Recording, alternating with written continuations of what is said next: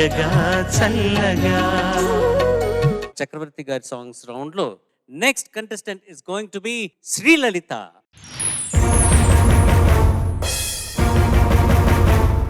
ఈ దుర్యోధన దుశ్శాసన దుర్వినీత లోకంలో రక్తాశ్రులు చిందిస్తూ రాస్తున్న శోకంతో మరో మహాభారతం ఆరవ వేదం మానభంగ పర్వంలో మాతృహృదయ నిర్వేదం నిర్వేదం.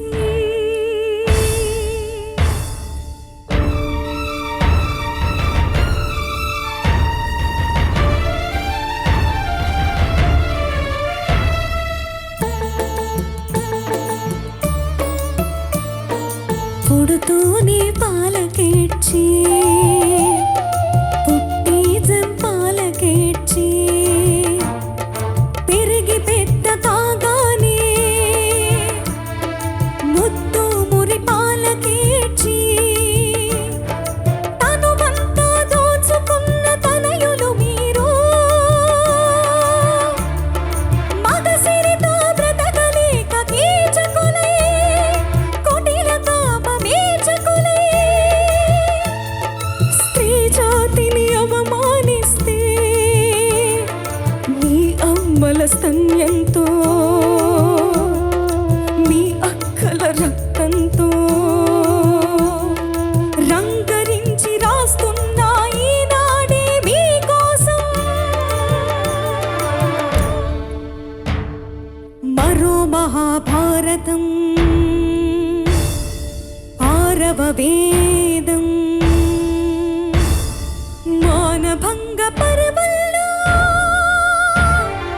మాతృహృదయ నిర్వేదం నిర్వేదం.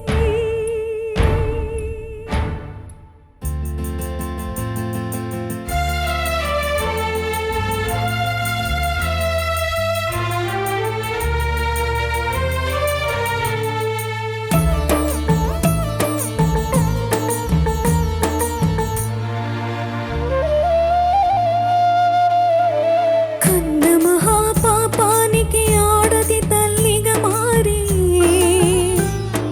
మీ కండలు పెంచినది గుండెలతో కాదా ఎర్రని తన రక్తాన్ని తెల్లని నెత్తురు చేసి పెంచుకున్న తల్లి ఒక ఆడదని మరిచారా కనపడలేదా అక్కడ పాపలుగా మీ చరిత్ర ఏనాడో మీరుంచిన లేత పెదవి ముద్ర ప్రతి భారత సతిమానం చంద్రమతి మాంగళ్యం మర్మస్థానం కాదది మీ జన్మస్థానం మానవతకి మోక్షమిచ్చు పుణ్యక్షేత్రం శిశువులుగా మీరు పుట్టి పశువులుగా మారితే మానవ రూపంలోనే దానవులై పెరిగితే సభ్యతకి సంస్కృతికి సమాధులే కడితే కన్ను నుండి చూడలేని ధృతరాష్ట్రుల పాలనలో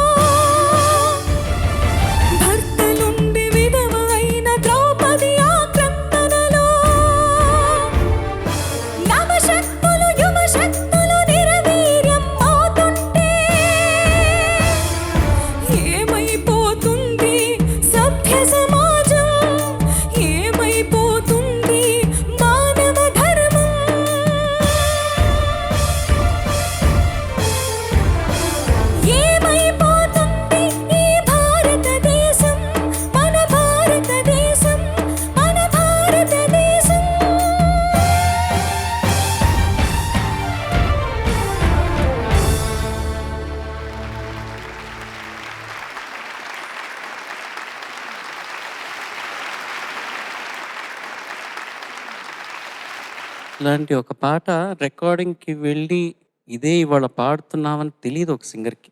స్టూడియోకి వెళ్ళి లిరిక్ రాసుకున్న తర్వాత కీరవాణి గారు లాంటి వారు, లేకపోతే మనో అన్న వాళ్ళు లాంటి వారు హార్మోనియం పెట్టుకొని ఇది సాంగ్ అని చెప్పి దాని తర్వాత సిచ్యువేషన్ ఎక్స్‌ప్లెయిన్ చేసేంత వరకు ఒక సింగర్‌కి ఇట్లాంటి పాట పాడుతున్నాం అన్నది తెలీదు.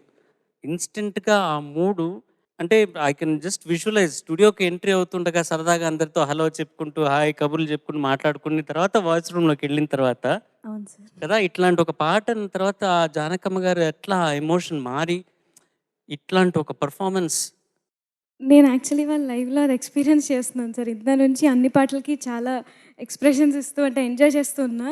బట్ ఈ పాటకొచ్చేటప్పటికి ఏదో ముందొక ఆ మూడ్‌లోకి వెళ్ళిపోవాలని చెప్పి చాలా సీరియస్‌గా ఉండి విజువల్స్ అన్నీ చాలా చాలా కష్టమైన ఒక విషయం. బట్ ఎనీహౌ ఐ థింక్ నువ్వు ఎలా పాడావో జడ్జెస్‌ని కనుక్కుందాం. శ్రీలలిత, సార్. ఇప్పుడు ఈ కరతాళ ధ్వనులు కానీ స్టాండింగ్ ఓవేషన్ కానీ అవి చాలామందికి సంబంధించిన విషయాలు. మొట్టమొదట సభ్య సమాజానికి ఒక సందేశాత్మకమైనటువంటి చిత్రం అందించాలి. దాంట్లో వ్యయ ప్రయాసలకు వెరవకుండా చెప్పదలుచుకుంది చెప్పాలి, సూటిగా ఉండాలి అనే ఒక గొప్ప ప్రయత్నం చేసిన రామోజీరావు గారు, ఆయనకి సహకారం చేసినటువంటి ఈ వేటూరి గారి ఆ పాట, ఒక్కొక్క మాటే మంత్రం అన్నట్టు అందులో ఒక్కొక్క మాట ఒక్కొక్క ఆయుధం లాంటిది, ఒక్కొక్క బాణం లాంటిది. అటువంటి లిరిక్ అందించిన వేటూరి గారు, అంత అద్భుతంగా స్వరకల్పన చేసిన మా గురుగారు చక్రవర్తి గారు, పాడిన జానకి గారు. ఆ తర్వాత ఆ రోజుల్లో ఆ పాటను తలకెత్తుకున్నటువంటి సమాజం కూడా ఈ కరతాళ ధ్వనులకి అర్హమైనదే. తర్వాత ఇన్ని రోజుల తర్వాత ఆ పాటను మళ్ళీ అంతే భావస్ఫూర్తిగా నువ్వు ప్రదర్శించిన విధానం, దాన్ని నువ్వు నీ వయసుకి మించిన ప్రయత్నం అది అంత చక్కగా నువ్వు దాన్ని ప్రజెంట్ చేసావు. చివరిగా నీకు కూడా. సో ఇంతమందికి నమస్కారం చేయాలి, ఇంతమందిని మెచ్చుకోవాలి. ఈ కరతాళ అందరికీ చెందుతాయి. విషయం ఏంటంటే, ఇది ఇప్పటికీ ఈ పాట సజీవంగా ఉందంటే అది దురదృష్టం. అది ఎందుకు దురదృష్టం? ఇప్పటికీ సజీవంగా ఉండాల్సినటువంటి పరిస్థితులు ఉన్నాయి కాబట్టి సమాజంలో అది ఇప్పటికీ అన్వయిస్తుంది. అది ఇప్పుడు కూడా పాడుకునే పాటే. కొన్ని పాటలు మన దేశానికి స్వతంత్రం రావాలి అన్న తర్వాత స్వతంత్రం వచ్చేసి ఇంకా పాడక్కర్లేదు.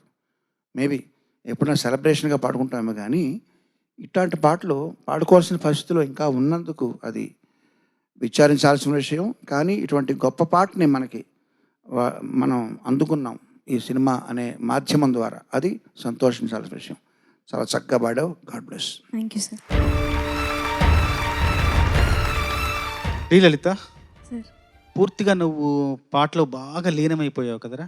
అవును సార్. పూర్తిగా అసలు ప్రతి అణువును కూడా అనుభూతి చెందావు నువ్వు. పాటలోని ప్రతి అణువును కూడా పాడడం ప్రారంభించినప్పటి నుండి చూస్తూనే ఉన్న చివరి వరకు ఒక తీవ్రమైన ఉద్వేగానికి, భావోద్వేగానికి పూర్తిగా లోనయ్యావు నువ్వు. అవుతే తప్ప ఇలాంటి ప్రదర్శన సాధ్యం కాదు. నిజంగా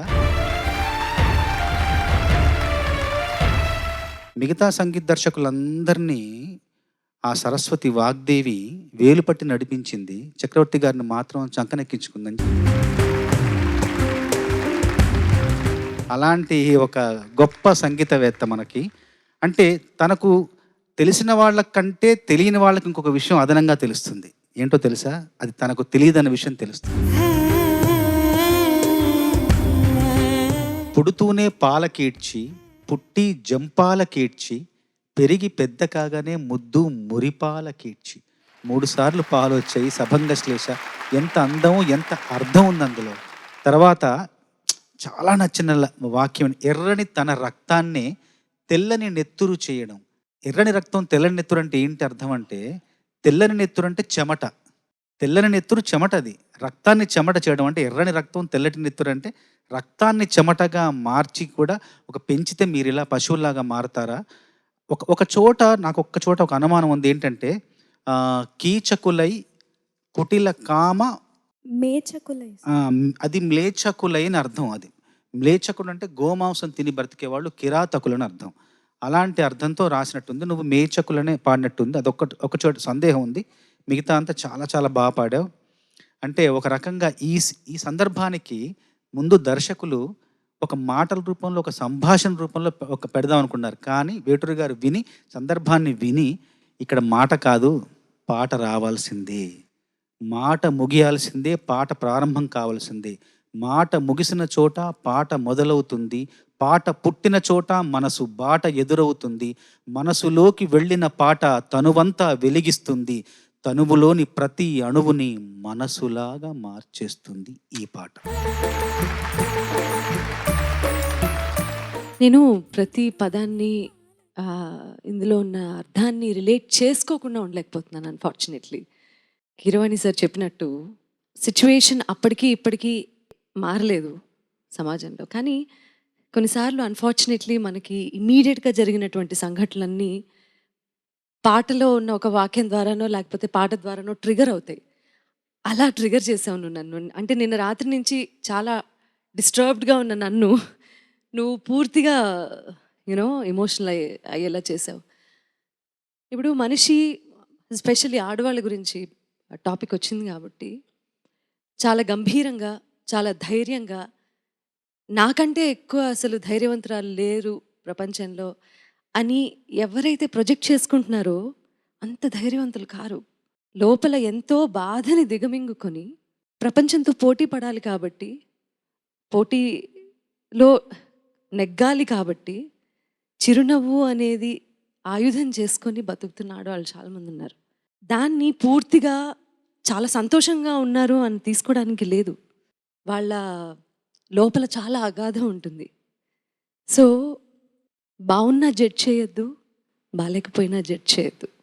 కొంచెం ఏమన్నా తెలిసిందంటే మనకి ఏం పర్వాలేదు, ఇట్ విల్ పాస్, మేము ఉన్నాము అని ఆడవాళ్లే ఒకళ్ళకొకళ్ళు తోడయి చెప్పుకోవాల్సినటువంటి రోజులు ఇవి. ఎన్నో ఆత్మహత్యలు చూస్తున్నాము, ఆత్మహత్య ప్రయత్నాలు చూస్తున్నాము.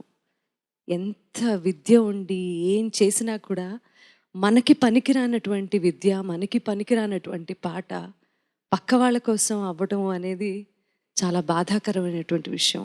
కాబట్టి ఒకళ్ళ కోసం ఒకళ్ళు ఉందాం, ఒకళ్ళ కోసం ఒకళ్ళు హ్యాపీగా బతకటం కోసం ఇంకొకళ్ళు సపోర్ట్ చేస్తూనే ఉందాము అనే శపథం మనకి మనం తీసుకుంటే తప్ప ఈ సమాజం బాగుపడదు. అంటే ముఖ్యంగా ఆడవాళ్ళు, what we go through generally, we can never come out of this.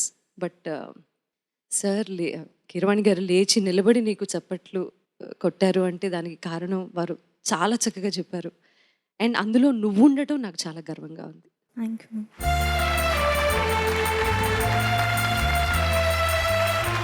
నువ్వు వెళ్ళకు, ఇంకా చాలా సూచనలు ఉన్నాయి. I don't mean to digress from this mood that has been created because of this song. But Keeravani garu నన్ను గుర్తు చేయమని చెప్పారు. మిరియాలు, కమలపండు. కమలపండు, మిరియాల పొడి, కమలపండు. సరే, ఎట్లాగూ ఈ గంభీరమైనటువంటి ఈ వాతావరణం నుంచి బయటపడాలి కాబట్టి చక్రవర్తి గారు కంపోజిషన్లో జగపతి బాబు గారి ఫస్ట్ మూవీ అదేంటి, సింహస్వప్నం కంపోజింగ్కి మేము అందరం బెంగళూరు వుడ్లాండ్స్ హోటల్కి వెళ్తే మా బ్యాచ్ ఎవరంటే, నేను చెప్పాను నాగూరు ఆయన ఎగ్గొట్టాడు, నేనే మెయిన్ అక్కడ. ఇంకా ప్రసన్న కుమార్ కూడా లేడు, ఎందుకో నేనే అసిస్టెంట్, నేనే పాడాలి. నేను మిగతా బ్యాచ్, కన్నయ్య గారు గిటారిస్టులు మీరు అందరూ వెళ్ళాము. వెళ్ళిన తర్వాత వుడ్లాండ్స్ హోటల్లో ఆత్రేయ గారు మాకు లిరిసిస్ట్, జగపతి రాజన్ ప్రసాద్ గారు, ఆత్రేయ గారు, చక్రవర్తి గారు ఫ్యామిలీ కూడా వచ్చారు. అప్పుడు ఆయన మిస్సెస్ కూడా ఉన్నారు మాతోనే. ఒక్కొక్కరికి ఒక్కో రూము. సరే, ఒక అసిస్టెంట్ పేరు అంటే లావుగా ఉండేవారు, రవి ఆయన పేరు. ఒక మౌళి గారి దగ్గర కూడా పనిచేసే పేరు గుర్తురావట్లేదు. ఇప్పుడు ఒక అసిస్టెంట్ డైరెక్టర్, నేను, ఆత్రేయ గారు కూర్చుని ఆత్రేయ గారితో చక్రవర్తి గారు చేసిన ట్యూన్కి లిరిక్ రాయిస్తున్నాం దగ్గరుండి. ఆ తత్కాలంలో హెల్ప్ చేస్తూ ఉండగా నేను ఇప్పుడు మాల వేసుకున్నాను, రాఘవేంద్ర స్వామి మాల. ఒక 1 year పాటు వేసుకుని అప్పటికే 6 నెలలు అయింది. సో నేను నాన్ వెజిటేరియన్ తిని చాలా రోజులు అయింది. ముఖ్యంగా నాకు గుడ్లు అంటే చాలా ఇష్టం, బాయిల్డ్ ఎగ్స్ చాలా ఇష్టం. సో ఆ పరిస్థితిలో, అటువంటి దీక్షలో ఉన్న టైంలో ఆత్రేయ గారు ఆయన కమలపండు తెప్పించుకున్నారు రూమ్ సర్వీస్కి ఫోన్ చేసి. కమలపండు ఒలిచి తొనలు పెట్టి అక్కడ ఇచ్చారు. దాంతోపాటు పెప్పర్ సాల్ట్ కూడా ఉంది. ఆయన పెప్పర్ సాల్ట్ దాని మీద అద్దుకొని తినాలని ఆయన ఉద్దేశం. నేను ఆ గిన్నె అక్కడ ఉంటే ఆ ఊరినే దాన్ని స్మెల్ చూశాను. స్మెల్ చూస్తే పెప్పర్ సాల్ట్ కలిపిన ఆ స్మెల్ చూస్తే నాకు బాయిల్డ్ ఎగ్స్ గుర్తొచ్చినాయి. అసోసియేటెడ్ ఇది రిఫ్లెక్స్ అంటారు దాన్ని. బాయిల్డ్ ఎగ్స్ గుర్తు రాగానే మనసు పరవశం చెంది కొంచెం గట్టిగా పీలిస్తే అదంతా లోపలికి వెళ్ళిపోయి పట్టేసి ఫీవర్ వచ్చేసింది. 102 ఫీవర్ వచ్చి ఆ వేళ కంపోజింగ్ క్యాన్సర్. చక్రవర్తి గారు, నువ్వెక్కడ దొరికావయ్యా, ఏంటి ఇక్కడికి పని కట్టుకుని బెంగళూరు వస్తే నువ్వు పక్కేస్తే ఇక్కడ కంపోజింగ్ ఎలాగ ఇక్కడ మొత్తం అంతా ఆగిపోయింది నీ గురించి అని చెప్పి ఆయన కొంచెం అప్సెట్ అయ్యారు. అది మిరియాల పొడి చరిత్ర. మిరియాల పొడి వల్ల మొత్తం కంపోజింగ్ సెషనే క్యాన్సిల్ అయిపోయింది అప్పుడు. తర్వాత రికార్డింగ్స్ అన్నీ బాగా చేసాం, అది వేరే విషయం. బట్ ఇది ఒక కామెడీ. ఇప్పుడు మీకు కావాలా సార్ మిరియాలు? ఇప్పుడు అంతే, ఇప్పుడు బాగానే ఉంది. Thank you for that wonderful performance. All the best. Next రౌండ్లో కలుద్దాం.